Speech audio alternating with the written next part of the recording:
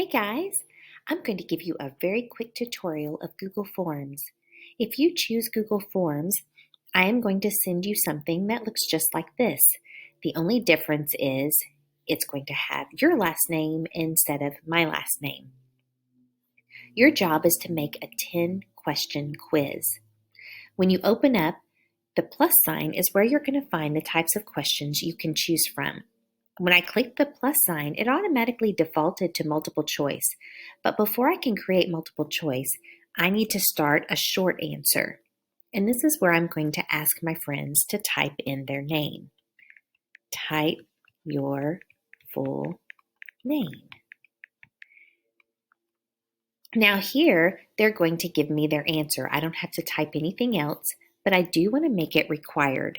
That way they don't submit it and forget to fill this out. Now I'm ready to start my multiple choice questions. I'm going to click the plus sign again, and it's going to move a question right underneath. I'm going to type in my question here. Now you will actually type the question that you have come up with. I'm using this section here, this little button here to hide my keypad, and I need it to be multiple choice.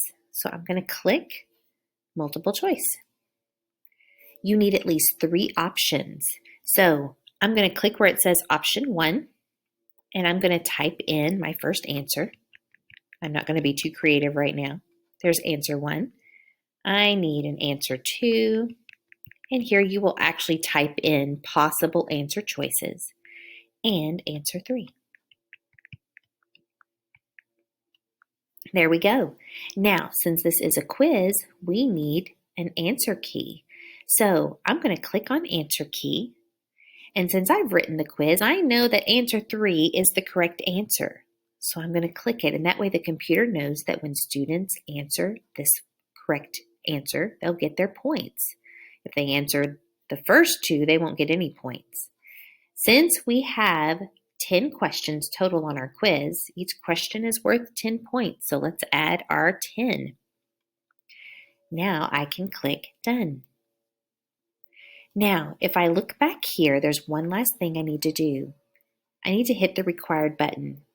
Just like before on their name, I want this to be a required question so that the student has to answer it in order to be able to submit. That keeps students from accidentally skipping over a question.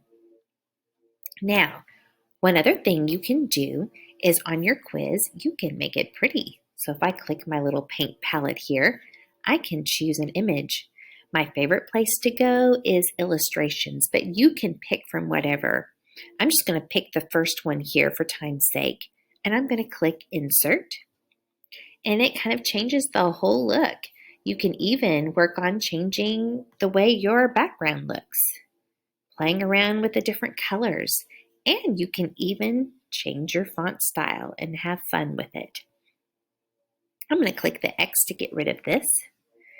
Now, pretty soon, once you get finished, we'll be able to send it to your students, and I will help you with that. You will come and see me.